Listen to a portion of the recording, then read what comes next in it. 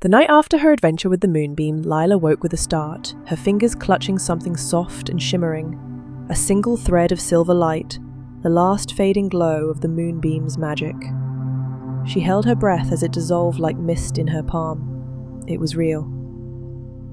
But that night, when she pressed her face against the cool glass of her window, waiting for the familiar shimmer, the Moonbeam didn't come. The stars still twinkled, the wind still rustled the leaves, but the air felt hollow. No whisper of a lullaby, no silvery laughter. Something was wrong. By morning she knew she wasn't the only one who had noticed. Her little brother rubbed his eyes at breakfast, grumbling about a night without dreams. Her best friend Eli yawned into his porridge, his usual mischief dulled by restless sleep. Even the village elders seemed weary, moving slower than usual as they tended their gardens. Lila's stomach twisted. The Moonbeam's lullaby was gone. That evening she left a note under her pillow, gone to find the Dreamweaver, and climbed onto her windowsill, clutching the last glimmer of the Moonbeam's thread between her fingers. "Please," she whispered into the dark, "take me back." For a moment, nothing. Then, a faint pulse of light. The thread trembled in her hand, growing warmer, and with a tug so gentle she might have imagined it, the glow lifted her upward. The night air rushed past her cheeks as she soared, but this time the journey felt different. The moonlight was thinner, the path unsteady, as if the magic itself was fading. When she reached the Dreamweaver's castle, her heart sank. The tower of clouds was fraying at the edges, great wisps torn away like unravelling cloth. The Dreamweaver's spinning wheel, once gleaming with starlight, sat cracked and silent in the corner. The old woman herself paced the room, her silver hair tangled, her hands clutching at the air as if she could stitch the sky back together. "Lila," she gasped when she saw her. "You shouldn't be here. It's not safe." "What happened?" Lila asked, though she already feared the answer. The Dreamweaver pointed a trembling finger toward the sky. There, slithering across the face of the moon, was a thick, inky shadow, its edges gnawing at the light like a moth at fabric. "The Shadow Nibbler," the Dreamweaver said, her voice hollow. "It feeds on forgotten dreams, and now it's stealing the lullabies too." Lila's breath caught. "How do we stop it?" The old woman sighed. "The spinning wheel must be mended, but the magic that powers it is scattered."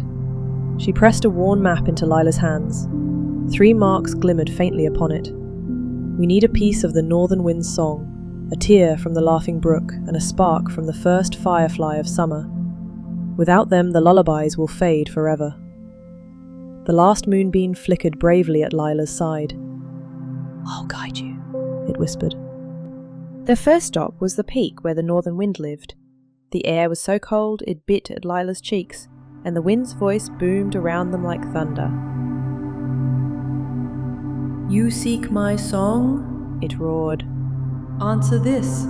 What slips through fingers yet holds up kings? What fades at dawn but gives dreams wings?" Lila's mind raced. "A shadow?" she guessed. The wind howled in disapproval. "Starlight," she tried again. "Closer!" the wind bellowed. Then she remembered the Moonbeam's whisper the night they'd met. "The stars will guard your dreams till morning." And the answer came to her. "Hope," she said softly. The wind stilled, then with a sound like 1,000 sighs, it plucked a single, swirling note from its endless song and dropped it into Lila's waiting hands. Next, they followed the thread of light to the laughing brook, but the brook wasn't laughing. Its waters moved sluggishly, choked by tendrils of shadow. "You'll never make me cry again," it gurgled, its voice thick with bitterness. Lila knelt beside it and did the only thing she could think of. She told it a story, the silliest one she knew, about a goat who wore socks and accidentally danced on the roof of the baker's house. The brook hiccuped, then it spluttered, and then, with a sound like tiny bells, it laughed, a true, bright laugh, and a single, glistening tear rolled into Lila's waiting vial. The firefly was the hardest. The oldest of its kind, it perched on a thistle and regarded Lila with knowing eyes.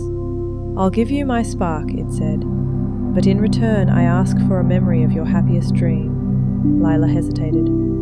Then, steeling herself, she closed her eyes and let the firefly take it. The dream of flying with owls, the wind in her hair, the world spread out below her like a patchwork quilt. The firefly glowed warmly as the memory left her, and in its place a single spark flickered against her palm. Back at the tower, the Dreamweaver worked frantically, her hands darting over the broken spinning wheel. "It's not enough!" she cried as the shadow nibbler loomed closer, its darkness swallowing the edges of the room. Lila's heart pounded.